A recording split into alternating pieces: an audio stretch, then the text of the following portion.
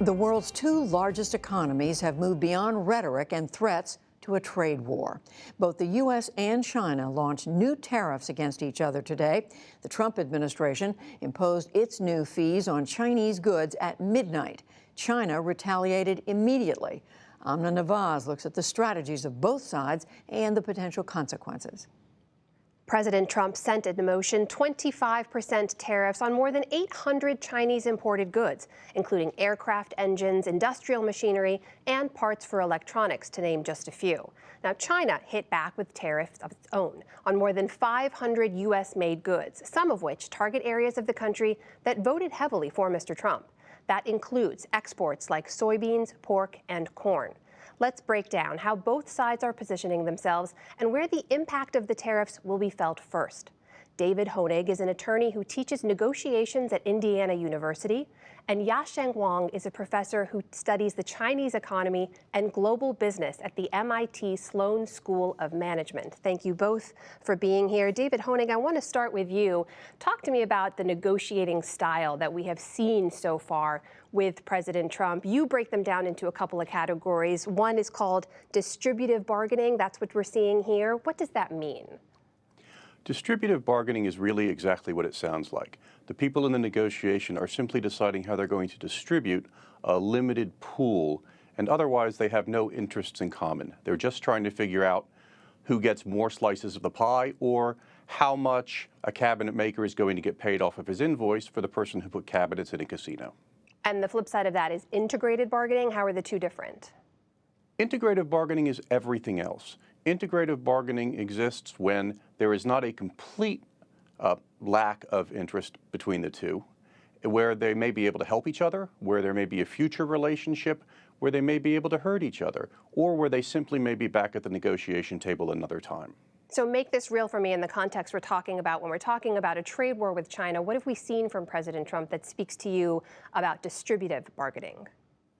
Well, what I've seen from the president is treating just about every negotiation as something that is distributive. It's complete win-lose. It is take it or leave it, without the appearance, at least, of a recognition that we're going to come back to the table another time and that we have mutual interests. Professor Wang, let's talk about the flip side of this now. We see where President Trump seems to be coming from in negotiating style and tactics. From what we've seen from China's actions and response, what seems to be their strategy to the trade war? I think their strategy is the integrated bargaining, as Mr. Honig described. They did signal that they wanted to reach an agreement with the Trump administration. First, they talked about making concessions on the trade front, buying more goods from the United States to narrow the trade imbalances between the two countries. Then they actually took the step of lowering tariffs on goods critical to American companies, automobiles and drugs and a whole range of products. They also at least signaled that they were willing to talk about IP issues, intellectual property rights issues, the entry by the foreign firms in the Chinese market, financial sector, and other issue areas. But they didn't get a positive response from the Trump administration, precisely because the strategy pursued by the Trump administration is kind of a take it or leave it. That doesn't really leave the Chinese with much room to maneuver.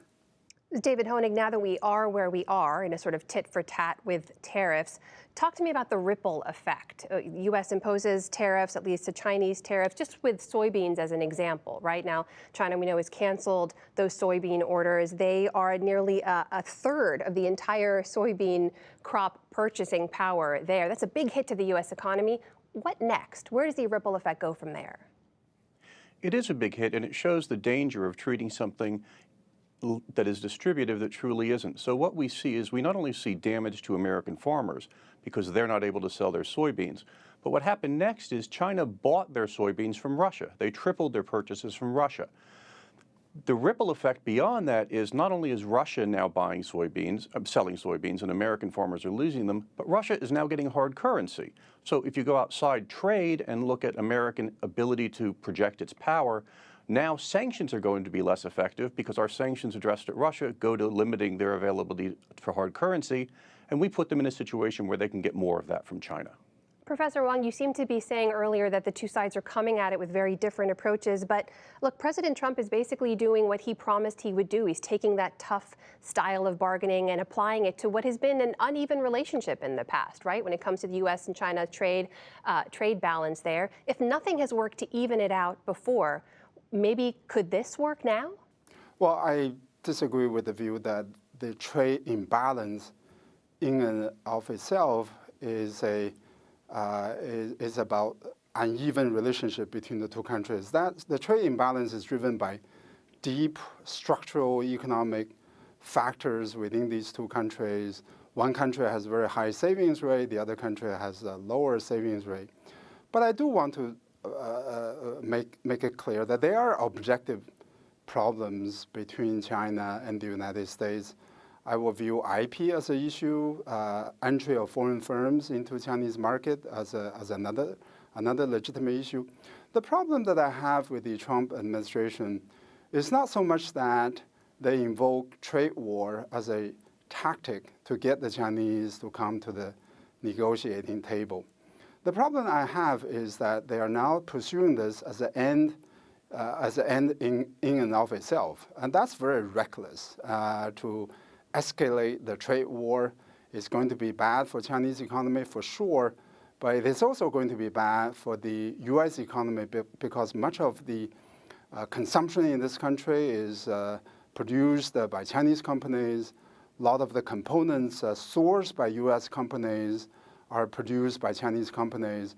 Is going to have a huge ripple effect on the U.S. economy as well. So it's okay to threaten China with a trade war, but to actually use it is reckless. David Honig, now that they are actually using it, where is the off-ramp? How does this end? I don't know. I'm not sure that they've anticipated an off-ramp. The same thing happened when they shut down the agreement with Iran and told everybody, okay, stop buying oil as of November 1st, and all of the countries said, we can't replace it yet. And this week, the U.S. State Department said, okay, well, go ahead and keep buying oil, because they didn't anticipate an off-ramp. So I don't know where we get off. And I think that's why some of us who observe negotiations, and certainly Professor Wang, whose expertise is much deeper in China and trade, are concerned. Professors David Honig and Yasheng Wang, thank you for your time. Thank you. Thank you.